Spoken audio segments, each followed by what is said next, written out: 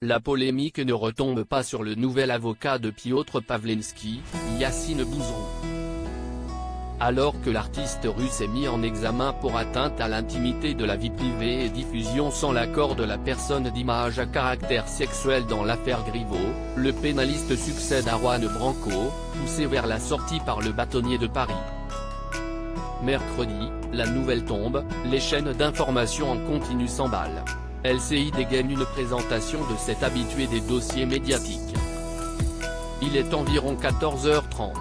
Il fait déjà partie de la nouvelle génération montante du barreau de Paris, explique en plateau la journaliste Jade Partouche.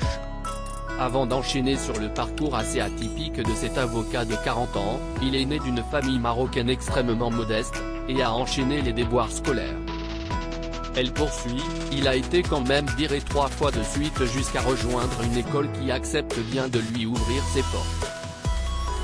Il va finir par faire un bac technique. Au même moment, une infographie apparaît à l'écran dans laquelle Yacine Bouzrou est affublé d'un bonnet d'âne. Si la suite est plus flatteuse, Partouche revient sur les gros dossiers de cet avocat à l'ascension fulgurante, qui ne laisse rien passer. C'est le début de cette séquence qui fait débat. La conclusion de la présentatrice de l'émission Le Club, Valentine Desjeunes, rigolarde, n'a pas aidé, merci au service infographie qui nous a gâtés cet après-midi. La présentation version longue, pic.twitter.com/comme 9 aux 4e, Balancetonmedia @Balancetonmedia, février 19, 2020. Le compte Balancetonmedia, 14 400 abonnés, poste la vidéo sur Twitter. J'ai vu la séquence en replay, j'ai trouvé ça choquant, s'offusque son fondateur. Quel était l'intérêt de cette animation? Les images sont massivement relayées avec des messages indignés.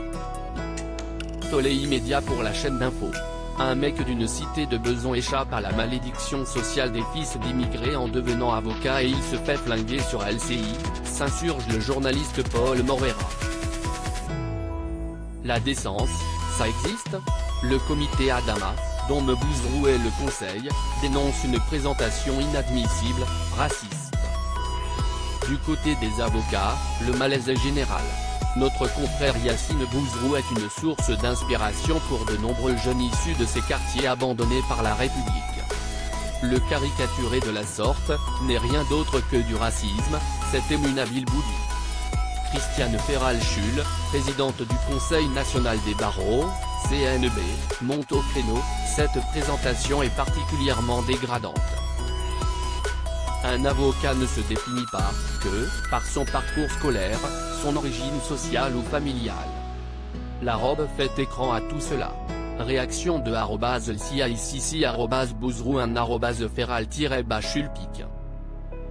Twitter.com/Ajuka1CHR, CNB @Knebaro, février 20, 2020. Valérie Nataf, directrice de la rédaction de LCI, a d'abord réagi sur Twitter, admettant une présentation pour le moins maladroite, sans pour autant s'excuser.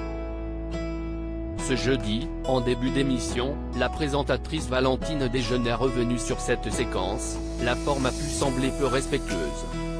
Si nous avons blessé Bouzrou, nous en sommes désolés. Mais il n'y avait pas d'intention de nuire. Il s'agissait au contraire de souligner le parcours hors norme de Bouzrou.